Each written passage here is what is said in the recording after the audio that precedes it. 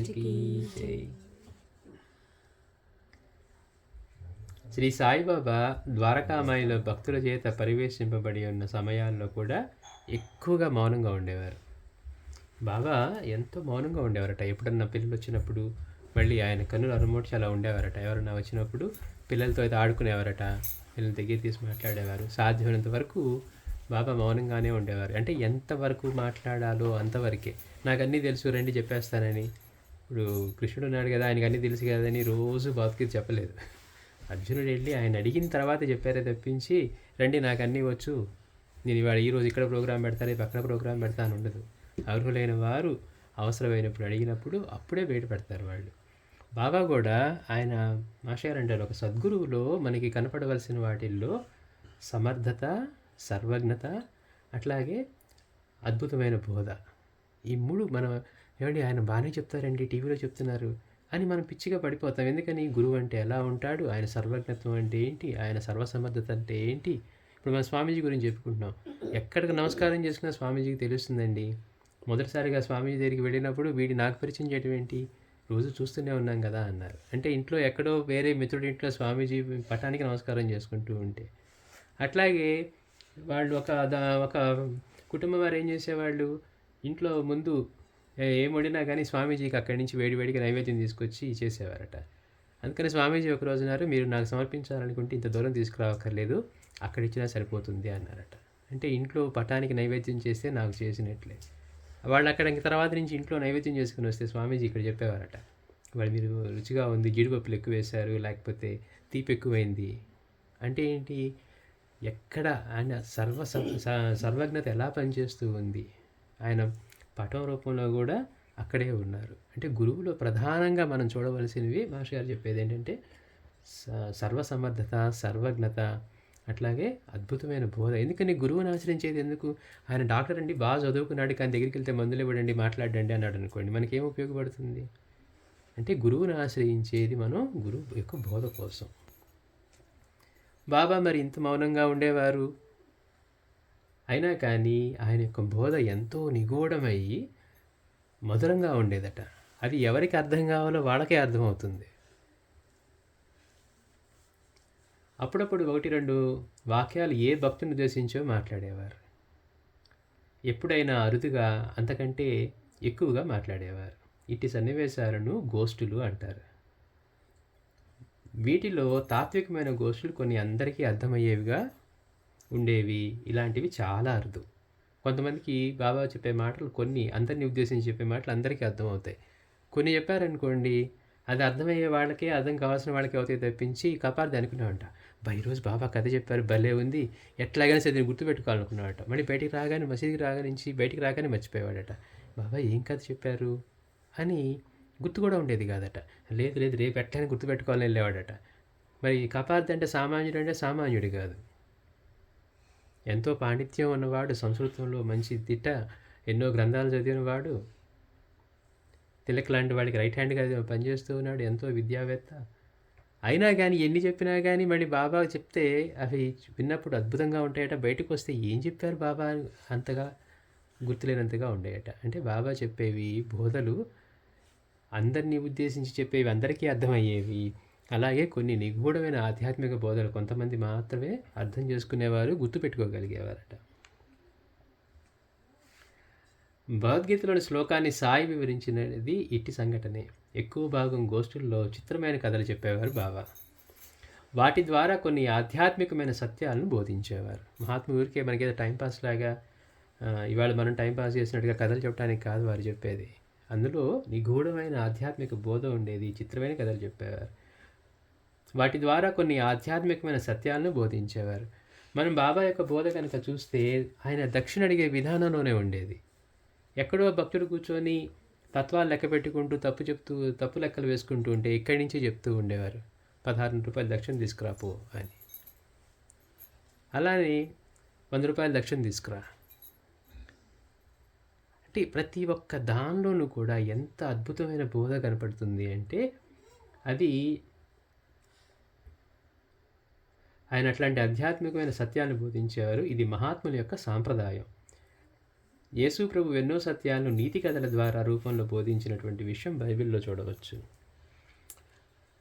ఆంధ్రదేశంలో ఇటు నిగూఢమైన యోగ రహస్యాలతో కూడిన తత్వాలను ఎందరో మహనీయులు కూడా పాడారు.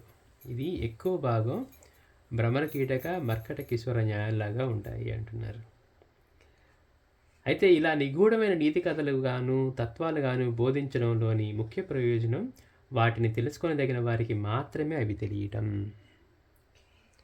అందుకే ఏం చెప్తుంది మాస్టర్ గారు చెప్తారు, అర్హుడైన వాడికి ఇందాక అనుకున్నట్టుగా కృష్ణుడు దగ్గరికి వచ్చి అర్జునుడు అంతా పూర్తి శరణాగతి చెంది నేను ఇప్పటి వరకు తెలుసుకున్న ధర్మం అంతా మర్చిపోయాను, ఎవరు చూసినా కానీ అందరూ తెలిసిన వాళ్ళే కనపడుతున్నారు, ఇప్పుడు దాకా నేను యుద్ధంలో అందరినీ ఇది చేస్తాను అది చేస్తాను వాడు అన్నీ పడేసి వైరాగ్యం వచ్చి ఆయన ఏమీ చేయలేని నిస్సహాయ స్థితిలో కృష్ణుడిని శరణు పొందినప్పుడు చెప్పాడు. అప్పుడు ఆయనకు అర్థమవుతుంది, మనం ఊరికే నేర్చుకుందాం అనుకోండి, ఆచరణలోకి ఎందుకు రాదు మనకి అంటే అందుకోసం. అంటే మనకి అది తెలుసుకోవాలని కానీ ధర్మం ఏంటని తెలుసుకోవాలని కానీ పోనీ వైరాగ్య స్థితి కానీ ఇలాంటి స్థితులు ఏమీ లేవు మనకి. అందుకని ఎంతమంది ఎంత కంఠస్థం చేసి వచ్చనుకున్నా కానీ ఆచరణలోకి వాళ్ళకి పైసాకి పనికి రాకుండా పోతుంది. అందుకని ఇవి ఎవరికి తెలుసుకోదగినవో వారికి మాత్రమే తెలియజేయటమే దాని ఉద్దేశం అని. అంతేకాకుండా ఎవరి కోసం ఆ మహనీయుని చేత ఉద్దేశించబడ్డాయో వారికే తెలుస్తాయి. 100 మంది కూర్చొని ఉండొచ్చు, 1,00,000 మంది కూర్చొని ఉండొచ్చు. బాబా ఒక మాట చెప్పారనుకోండి, అది ఎవరికి తగలాలో వాళ్ళకే తగులుతుంది.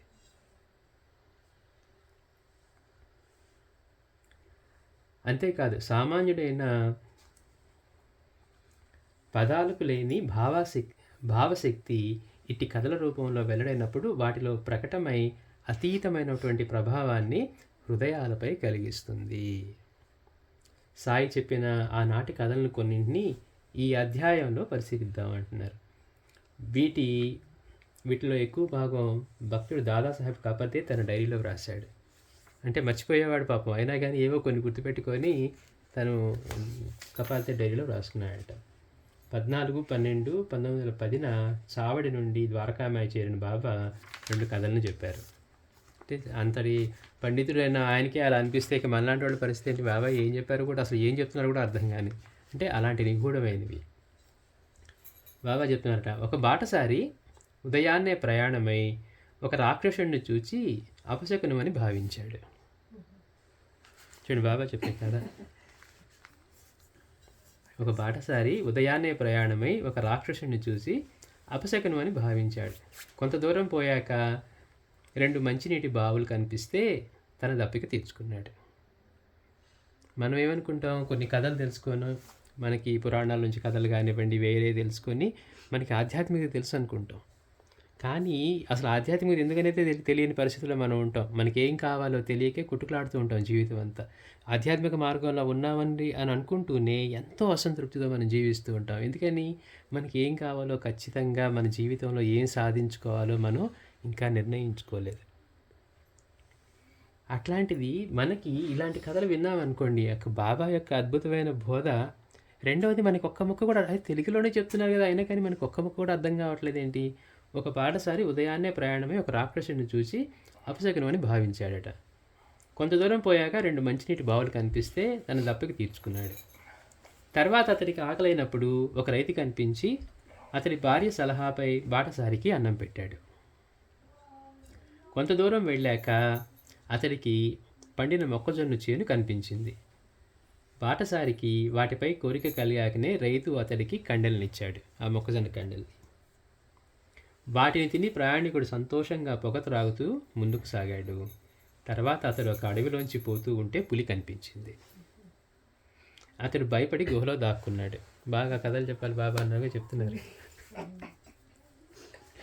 ఆ పులి చాలా పెద్దది. అతను చుట్టూ తిరిగింది. నేను ఆ దారినే వెళ్తూ అతనికి ధైర్యం చెప్పి ప్రమాదం నుంచి తప్పించి అతనికి సరైన బాటను చూపి ఆ పులికి నీవేమీ హాని చేయకుంటే అది నీకు హాని చేయదు అని చెప్పాను. ఇది బాబా చెప్పిన కథ అర్థమవటం కాదు, గుర్తు కూడా ఉండట్లేదు. చూడండి మనకి తెలుగులో మాస్టర్ గారు చెప్తుంటేనే ఇట్లా ఉంది. ఇక బాబా ఆయన అతీతమైన స్థితిలో కూర్చొని అక్కడ ఈ కథ చెప్పారనుకోండి, కపార్ద లాంటి వాళ్ళే గిరిగలా గుట్టుకులాడారు. ఇవి ఎట్లా గుర్తుపెట్టుకోరు, అబ్బా అద్భుతంగా ఉంది అద్భుతంగా ఉందని. బాటసారి పొద్దున్నే బయలుదేరటం ఏంటి, రాక్షసుడి చోటు కనపడటం ఏంటి, ఆయన చూసి అపశకనం అనుకున్నాడట. అలానే సరే ముందుకు పోతే 2 మంచినీటి బావులు కనపడ్డాయట, దప్పిక తీర్చుకున్నాడు. తర్వాత ఆకలి అయితే ఒక రైతు కనిపించి ఆ రైతు యొక్క భార్య సలహాపై ఈ బాటసారికి అన్నం పెట్టాడట. కొంత దూరం వెళ్ళాక అతనికి ఒక పండిన మొక్కజొన్న తోట కనపడింది. అక్కడికి వెళ్ళిన తర్వాత దానికి కోరిక కలిగితే ఈయన అడిగాకనే ఆ రైతు ఇతనికి కండెలను ఇచ్చాడట. వాటిని తిని మళ్ళీ సంతోషంగా పొగ త్రాగుతూ ముందుకు సాగాడు. తర్వాత అతను ఒక అడవిలోంచి పోతూ ఉంటే ఒక పులి కనిపించింది. అతడు భయపడి గుహలో దాక్కున్నాడు. ఆ పులి చాలా పెద్దది, అతను చుట్టూ తిరిగింది. అప్పుడు బాబా ఆ దారిని వెళ్తూ అతనికి ధైర్యం చెప్పి ప్రమాదం నుంచి తప్పించి అతనికి సరైన బాటను చూపి ఆ పులికి నీవేమీ హాని చేయకుంటే అది నీకేమీ హాని చేయదు అని చెప్పాను. ఇది బాబా చెప్పినటువంటి కథ. ఎంతమందికి అర్థమవుతుంది అంటే, ఇందాక అనుకున్నట్టుగా బాబా చెప్పే కొన్ని విషయాలు ఎవరికైతే అర్థం కావాలో వాళ్ళకి మాత్రమే అర్థమయ్యేవట. దానికి మాస్టర్ వివరిస్తున్నారు. ఈ కథలో పరమార్థం చేరేదాకా గల సాధక జీవితాన్ని ఒక ప్రయాణంతో పోల్చి చెప్పారు సాయి. చూడండి ఎంత అద్భుతంగా ఉంటుంది. ఆయన సాయి గురించి తెలియకుండా ఆయన ఏదో కేవలం అల్లా మాలిక్ అన్నారనో లేకపోతే ఇంకోటి అన్నారనో మన కళ్ళకు కనపడని ఇవేవి ఆయన ఆచారాలు పాటించలేదండి, అది చేయలేదండి. సాయిలాగా ఆచారం పాటించిన వారే మనకు కనపడరు. అత్యద్భుతంగా ఎంతగా అంటే చెప్పే ప్రతి మాటకి ఆయనలో ప్రమాణం కనపడుతుంది. బాబా చెప్పే సూక్తికి కానివ్వండి, మాటకు కానివ్వండి. అంటే మనం ఆయన అంత తెరచి చూడకుండా ఈయనేదో ముస్లిం ఫకీర్ అనుకునే దగ్గర ఆగిపోయారు. మాస్టర్ గారు అంటారు, సనాతనం నిత్య నూతనం. భగవంతుడు ఎప్పుడప్పుడు కావాలంటే ప్రకటన అవుతా అన్నాడు. లేదండి అప్పుడు ప్రకటన అయ్యాడే ఆయనే దేవుడు, ఇప్పుడైనోడు కాదనే వాళ్ళు ఉన్నారట. అంత మూర్ఖంగా ఉంది పరిస్థితి అని. అంటే సనాతనం నిత్య నూతనం అంటే అప్పుడు ఉన్న ప్రకృతి ఇప్పుడు ప్రకృతి కాదా అన్నారు మాస్టర్ గారు. అంటే అర్థం చేసుకోగలిగితే, అంటే సాయి యొక్క గొప్పదనాన్ని చూడకుండా చూస్తే అర్థం కాని మనకి ఆయనదేముందండి ఏదో 4 లీలలు చేశాడు అనుకునే వాళ్ళకి, ఎవరైతే ఈ విశ్వం మొత్తం మీద తన ఆధిపత్యం అంటే తాను నుంచి వేరుగా లేదన్నది, కృష్ణుడు అర్జునుడికి ఏ అనుభవం ఇచ్చారో అది ప్రతి ఒక్కళ్ళకి ఇచ్చిన ఆయన గురించి తెలుసుకోలేక ఆయన కేవలం ఒక ముస్లిం ఫకీర్ అనుకోనో, అలానే ఆయన దగ్గరికి వచ్చి మోసపోయిన ఈ సద్బ్రాహ్మణులు కూడా ఏదో బాబా దగ్గర వేదం చేస్తే బాగా డబ్బులు ఇస్తారు అనుకుని వచ్చారు.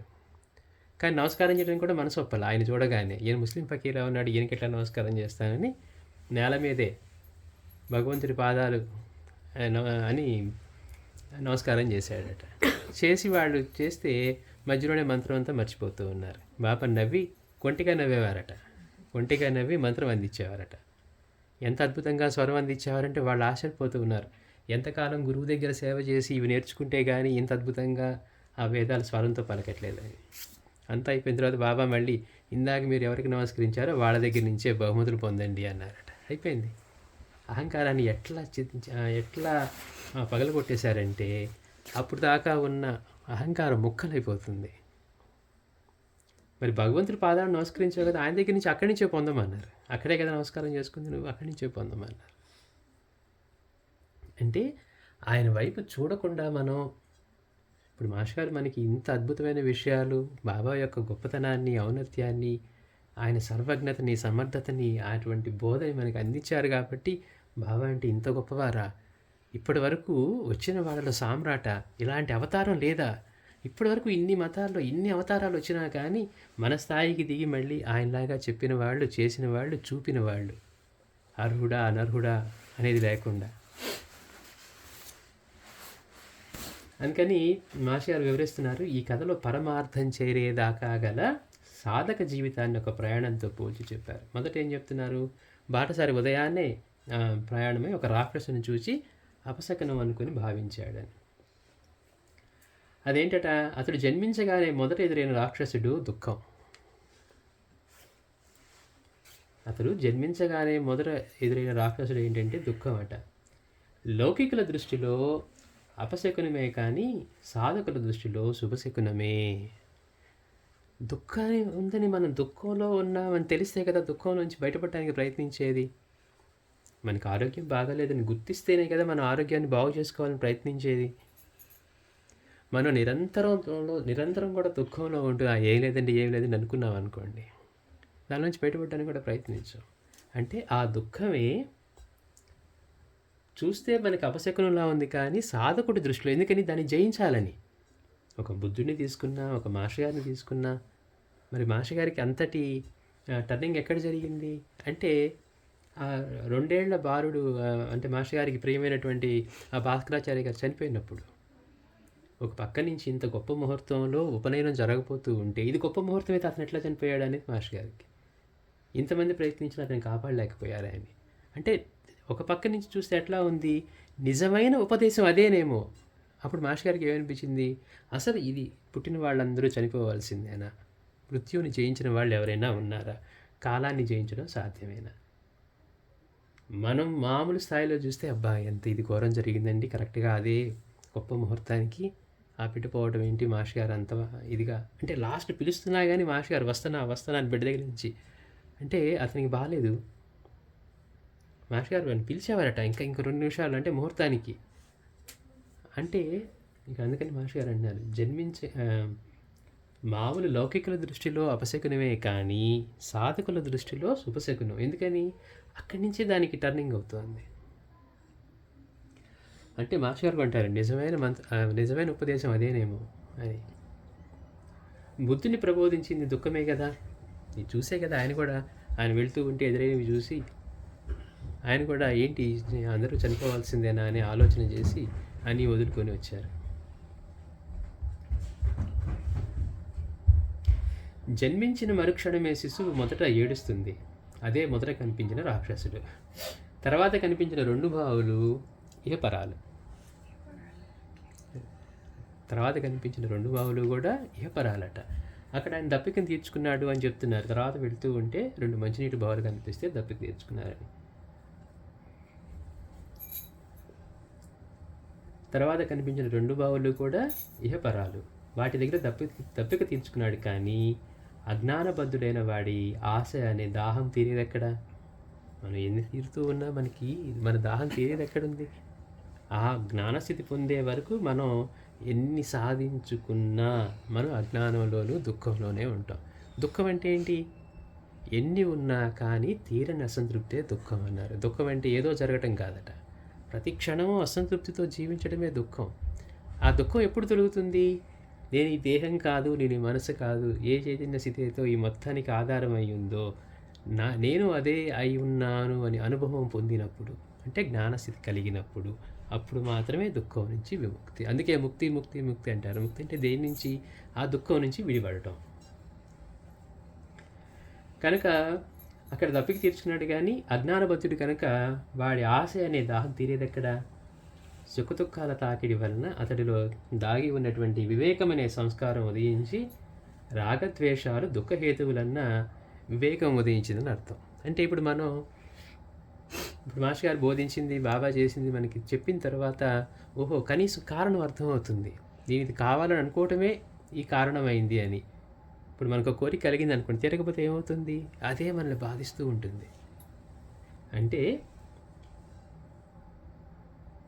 సుఖదుఖాల తాకిడి వలన అతడిలో దాగి ఉన్న వివేకమనే సంస్కారం ఉదయించి, రాగద్వేషాలు దుఃఖహేతువులు, దుఃఖానికి కారణమవుతాయి ఇవన్నీ రాగద్వేషాలు అనే వివేకం ఉదయించిందని అర్థం. అంటే ఇహపర సుఖాల కోసం ఉండే తన తపన అంతరించింది. అటు తర్వాత అతడికి ముక్తికి దోహదం చేసే బోధ అనే ఆహారం కోసం ఆకలి కలిగింది. చూడండి ఎంత గమ్మత్తో. అంటే లోపల తీవ్రమైన ఆర్తి కలిగితే కానీ మనకి అర్థం కాదు. మనం మామూలుగా చెప్పుకోవాలంటే మనకు అర్థమయ్యేట్టు ఆకలో ఉద్యోగం, ఈ 2 తీవ్రమైన తపన కలిగింది. అయ్యో నేను ఇప్పుడు నాకు ఉద్యోగం లేదు, నేను సర్వైవ్ అవ్వాలంటే ఎంత ఉంటుంది తపన? అది ఎక్కడ పొందడానికి మార్గం అంటే అది లోపల నుంచి రగులుతూ ఉంటుందన్నమాట. ఎందుకని అది లేకపోతే మనం సర్వైవ్ అవ్వలేం కాబట్టి. కానీ దుఃఖంలోంచి కూడా అలానే బయటపడాలనుకున్న వాడికి కూడా అట్లానే ఉంటుంది. ఎవరు దొరుకుతారా? ఎలాంటి గురువు దొరికి తను ఇందులోంచి ఉద్ధరిస్తాడా? రాగద్వేషాలు దుఃఖహేతు అన్న వివేకం ఉదయించిందని అర్థం. అంటే ఇహపర సుఖాల కోసం ఉండే తపన అంతరించింది. అంటే కేవలం లౌకికంగా సాధించుకునే వాటి కోసం ఉండే తపన అంతరించింది. అటు తర్వాత అతడికి ముక్తికి దోహదం చేసే బోధ అనే ఆహారం కోసం ఆకలి కలిగింది. అట్టి స్థితిలో తప్పక గురువు లభిస్తాడన్న శాశ్వత సూత్రం. అంటే చూడండి గమ్మత్తు, నిజంగా తపన కలిగితేనట గురువు ఆయనే వస్తాడట, ప్రకృతే గురువు రూపంలో వచ్చేస్తుందట మన దగ్గరికి. అంటే లోపల నుంచి తపన కలగాలే కానీ మనకి ఎలా వారు తారసిల్లుతారంటే నీలో ఆయనకే మనం పిలవక్కర్లేదట, ఆయనే ప్రకృతి ఎదురుపడుతున్నారు గురు రూపంలో. అందుకని అట్టి స్థితిలో తప్పక గురువు లభిస్తాడన్న శాశ్వత సూత్రం సాయికి గురువు లభించిన కథలో కూడా చూసాం. వీడు వెతుక్కుంటూ వెళ్తూ ఉంటే అలానే పండిన మొక్కజొన్న చేను అనే యోగ మార్గమును దాని ఆసామి కనిపించారు, యోగాధిపతి అయిన పరమేశ్వరుడు. యోగాధిపతి అయిన పరమేశ్వరుడు నిష్క్రియుడు, ఏమీ ఇవ్వడు. అందుకే ఇందాక ఏం చెప్పారు, ఆ మొక్కజొన్న కండ తినాలి అని అనిపించినప్పుడు ఆ రైతు ఏం చేశాడట, తన భార్య యొక్క అనుమతితో, అంటే ఆమె ఇవ్వమన్నది కాబట్టి ఇచ్చారు. అందుకని మాస్టర్ గారు అంటున్నారు, యోగాధిపతి అయిన పరమేశ్వరుడు నిష్క్రియుడు, ఏమీ ఇవ్వడు, నిరాకరించడు. ఏమీ ఇవ్వడు, నిరాకరించడు. యోగమాయన అతడి భార్య మాతృమూర్తి యొక్క ఉద్బోధ వలన అతడు బాటసారికి యోగ మార్గాన్ని ఉపదేశించాడు. ఉపదేశించింది ఆయనే. అదే మొక్కజొన్న కండెలు ఇవ్వడం అంటే. జొన్న గోధుమల వలె ధాన్యం పైకి కనిపించిన మొక్కజొన్న వలె ధాన్యం పైకి కనిపించక మొక్కజొన్న వలె తన రహస్యాలను మరుగున పొందుపరుచుకునేది యోగ మార్గం. మిగిలిన ధాన్యం బయటికి కనపడుతుంది. మొక్కజొన్నకి ఎట్లా ఉంటుంది, కండకి పైనంతా ఆ గింజలున్నా మొత్తం కప్పేసి ఉంటుంది, మనం అవన్నీ తీస్తే కానీ అందులోంచి గింజలు రావు. అంటే ఆ యోగ మార్గం కూడా ఎట్లా ఉంటుందో చెప్తున్నారు. ఎట్లయితే ఆ గింజలు కనిపించకుండా అట్లా ఉంటాయో, తన రహస్యాలను మరుగున పొందుపరుచుకునేదే యోగ మార్గం. వాటిని తినగానే బోధకుడికి కలిగిన ఆకలి తీరింది. యోగనిష్ట అనే పొగ పీల్చుకుంటూ అతడు ముందుకు సాగిపోయాడు. ఆ సాధనలో తారసిల్లే అతీతాలు విచిత్రములైన అనుభవాల అరణ్యంలో ప్రవేశించాడు. ఎప్పుడైతే ఆ స్థితి కలుగుతుందో అక్కడి నుంచి మళ్ళీ సిద్ధులు కలగటమో ఇంకోటి ఏదో శక్తులు రాగానే మనవాళ్ళు వేరం వెళ్ళిగా వెళ్ళిపోతారు, మనకి ఆయన తీర్చేస్తాడని. ఆయన కూడా కొంతమంది భ్రమలో పడేస్తారు, కొంతమంది ఆ పొందిన సిద్ధుల్లో భ్రమలో కూడా పడతారు. అందుకని ఆ సాధనలో తారసిల్లే అతీతాలు విచిత్రములైన అనుభవాల అనే అరణ్యంలో, అంటే దిక్కుతోచని దారితోచని. అరణ్యం అంటే ఏంటి, మనకి దారి తెలియంది, బయటికి రావడం కష్టం అరణ్యంలోకి ఎంటర్ అయితే. అట్లానే సాధన చేసుకుంటూ సిద్ధులుగా లేకపోతే ఇంకేమైనా శక్తులు వచ్చాయనుకోండి, గురువు యొక్క అనుగ్రహం, గురువు యొక్క ఇది లేకపోతే అందులోంచి బయటికి రారు. ఎందుకని, తేలిగ్గా పడిపోతారు. కాబట్టి అట్లా అరణ్యంలో ప్రవేశించాడు బాటసారి. అతనికి అక్కడ అద్భుతమైన సిద్ధులనే బలం కలిగింది. కానీ కొంచెం తేడా వస్తే సాధకుని నాశనం చేయగల సిద్ధి అనబడు పెద్ద పులి కనిపించింది. అందుకే మనకి బాబా కూడా తమ గురుసేవా వృత్తాంతంలో అదే చెప్పారు. అట్లా వెళ్తూ ఉన్నప్పుడు వాళ్ళు ముందుకు వెళ్ళిన వాళ్ళు క్రూర మృగాలకి బలయ్యారు అంటారు. అంటే ఏంటి, ఆ క్రూర మృగాలంటే సిద్ధులట.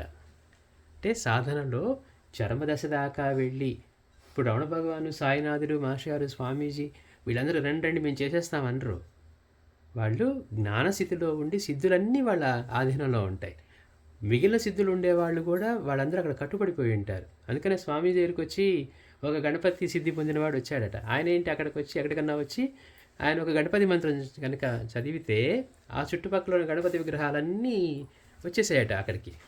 స్వామీజీ ఆశ్రమంలో కూడా వచ్చాడు. అక్కడ ఉన్నది ఎవరో తెలియలా. ఒక సిద్ధి నేర్చుకుని ఇప్పుడు మన దగ్గర $1 తీసుకొని ఒక బిలియన్ తిరిగి వెళ్ళాం అనుకోండి, ఎట్లా ఉంటుందో అట్లా ఉంది. నా దగ్గర $1 ఉంది అనుకుంటూ ఉన్నాం, ఆయన బిలియనీరు.